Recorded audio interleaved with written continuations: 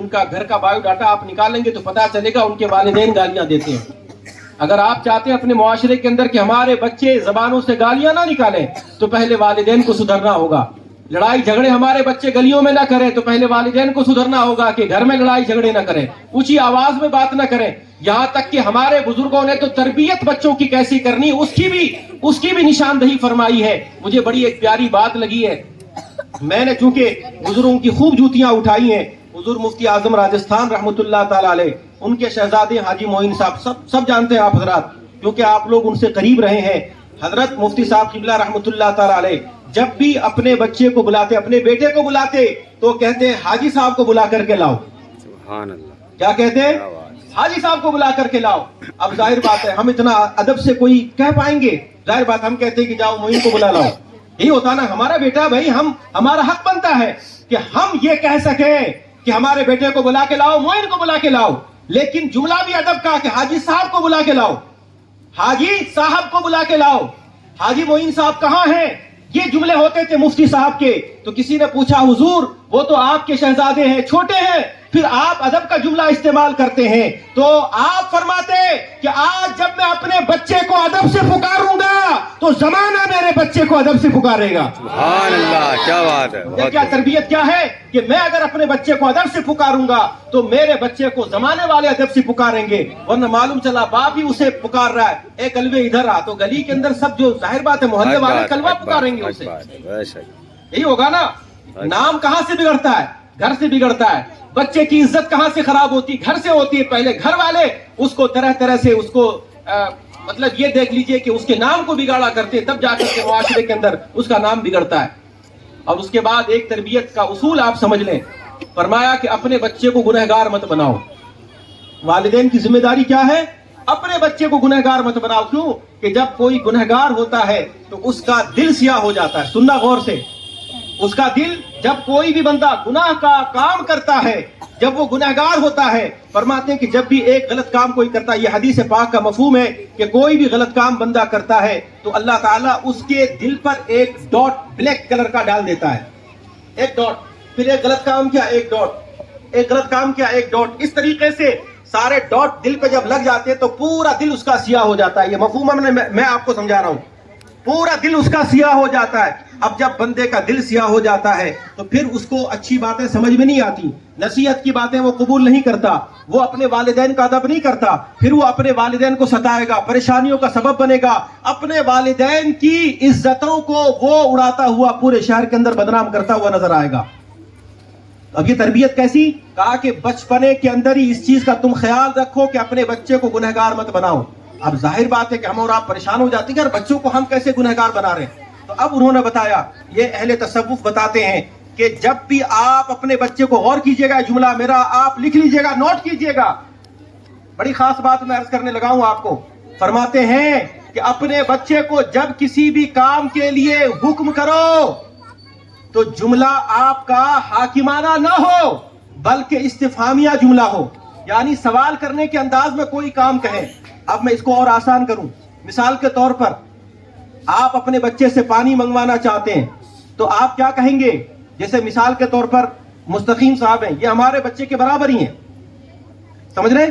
تو میں ان سے کہوں کہ مستقیم پانی لے کر کے آؤ تو یہ حکم ہو گیا. کہا کہ اس طریقے سے والدین نہ کرے کیونکہ بچے ہیں, نادان ہیں, وہ نہیں سمجھ رہے.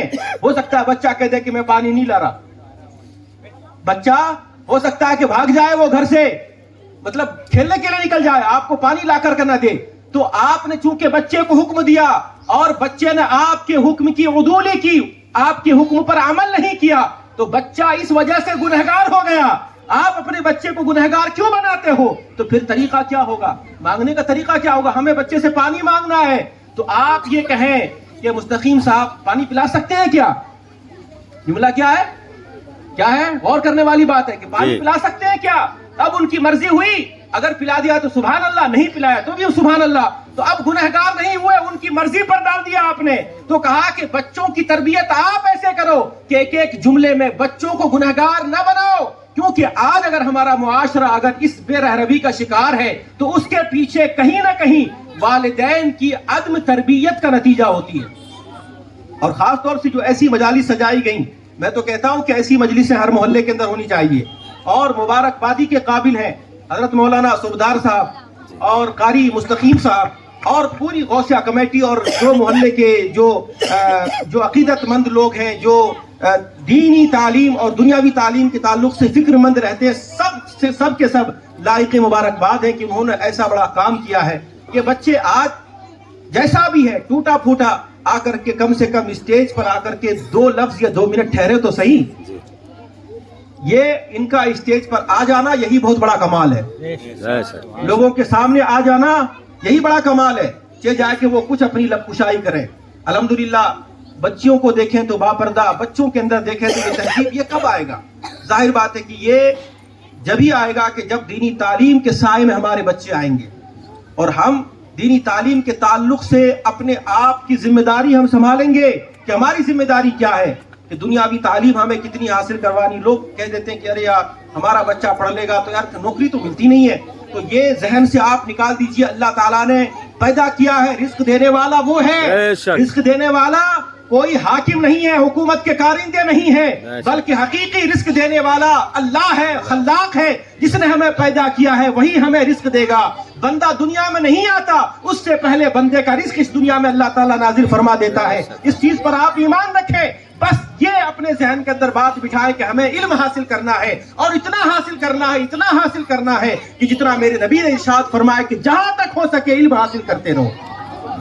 بتایا حضرت نے کہ انسان اگر کامیابی چاہتا علم حاصل کرے. علم حاصل کرے کہاں تک؟ تو کہتے ہیں کہ اپنی ساری زندگی اطلبوا العلم من المہد الى اللحد، کہ انسان اپنے ماں کے گود سے لے کر کے قبر کی گود تک علم حاصل کرتا رہے.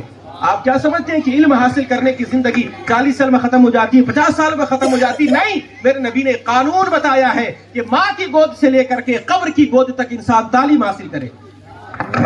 فرمایا ایک بزرگ کے بارے میں آتا ہے، کہتے ہیں کہ اگر جاگنی کے وقت میں، یعنی کہ انسان مرنے والا ہو، اور اس وقت ہوتا ہے نا کہ جب انسان کوئی ایسا ہوتا ہے، قیدی ہوتا ہے جس کو سزائے موت دی جاتی ہے، تو جج آخر میں کیا پوچھتا ہے کہ بتا تیری آخری تمنا کیا ہے. یہ دنیا کا ایک ماحول ہے، ہم اور آپ جانتے ہیں. پوچھا جاتا ہے کہ بتا تیری آخری تمنا کیا ہے، تو بہرحال جو اس کی تمنا ہوتی ہے وہ جج کے سامنے کہتا ہے، تو جج اس کی تمنا کو پوری کرنے کی مکمل کوشش کرتا ہے.